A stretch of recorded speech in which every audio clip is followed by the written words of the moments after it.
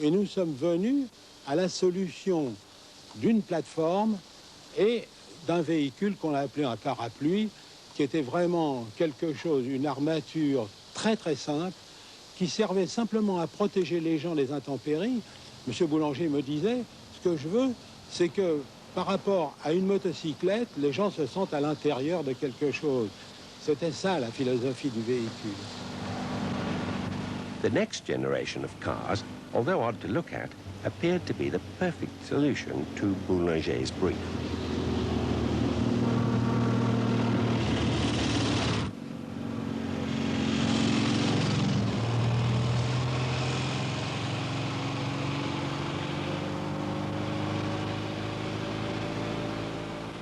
But Lefebvre's idealism must have got the better of the team's French pragmatism.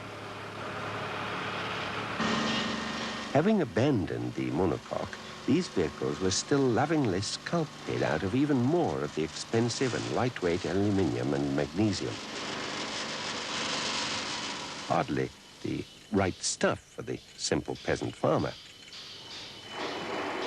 Echoing contemporary aircraft technology and with little regard for cost, holes were drilled out of the expensive aluminium chassis in a desperate attempt to reduce weight. The precious alloy was treated like scrap steel.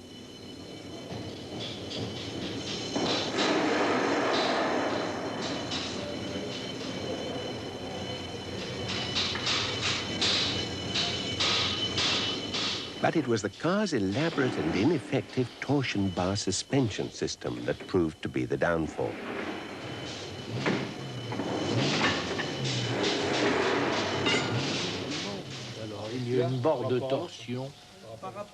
In simple terms, a torsion bar is a steel rod with a lever at each end.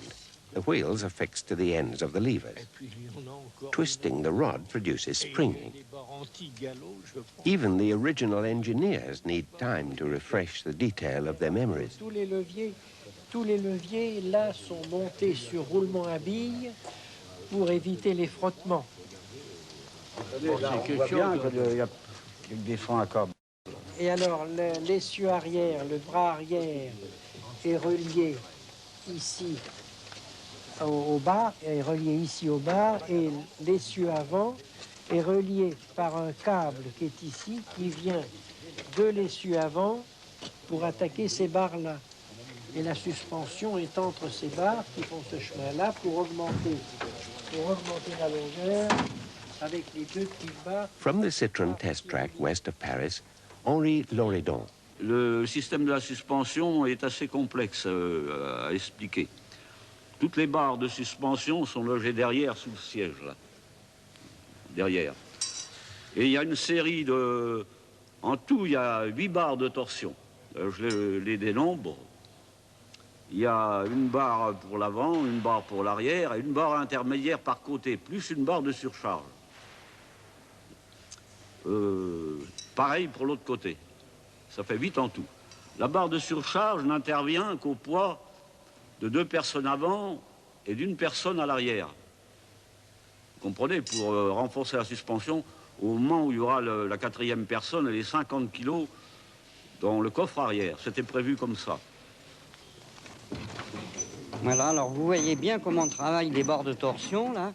The youthful Andreas Stark is no heavyweight. Voilà, et vous voyez, je ne suis pas lourd. Moi, je ne pèse que 54 kilos. Even his small frame creates waves of sympathy in the hopelessly soft torsion bar springing. But these pre-war cars showed signs of things to come. They inherited front-wheel drive from the traction avant. And they were powered by twin-cylinder horizontally opposed engines, albeit water-cooled. The entire concept was without doubt very French, and in this underdeveloped form, heading for disaster. Citroën and Boulanger were saved by the Second World War and the German invasion.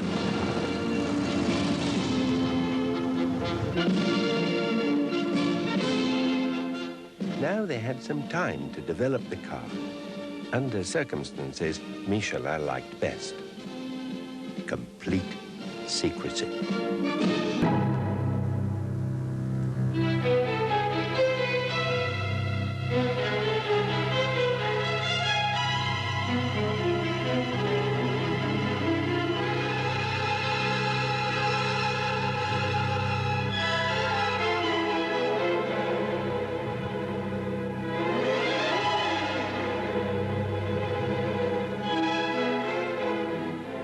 October the 7th, 1948.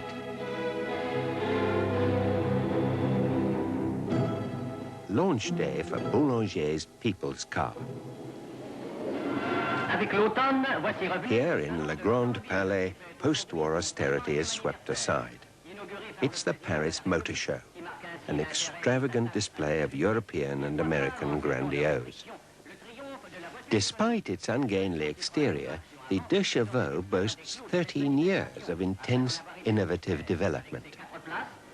Universal derision and Gallic shrugs do nothing to deflate Boulanger's pride as he reveals the bleak grey interior to President Vincent Auriol. The roll-up canvas boot cover exemplifies Boulanger's minimal thinking.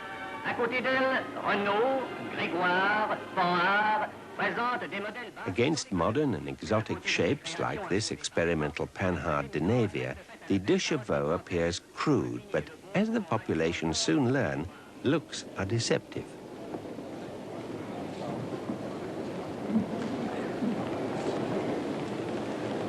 Without doubt, these early production vehicles had inherited much of the original design principles from their pre-war parentage. Stephen Bailey observes and writes about design. It isn't the soft springing that fascinates him, it's the influence of a particular view of the functional, derived from German Bauhaus designers, who included Walter Gropius and Marcel Breuer. There's been a curious crossover between furniture design and transport technology in the 20th century. Marcel Breuer of the Bauhaus was actually inspired by a bicycle's handlebars to make furniture out of tubular steel. Also, the Junkers aircraft factory was adjacent to the Bauhaus, and that might have been the source of the idea too. Certainly, Citroën's own offices in Paris, they were full in the 1930s of exactly the same sort of tubular steel furniture which the Bauhaus architects and designers thought they should have had. And I'd say that certainly, at least on the prototype De Chevaux, there appears to have been a clear influence from the Bauhaus on its formation. I mean, the strict adherence to unadorned industrial materials, the straight lines, the rigidly geometrical radii and orifices, all make this little car like a sort of seminar in design theory. Bailey isn't alone in this analysis.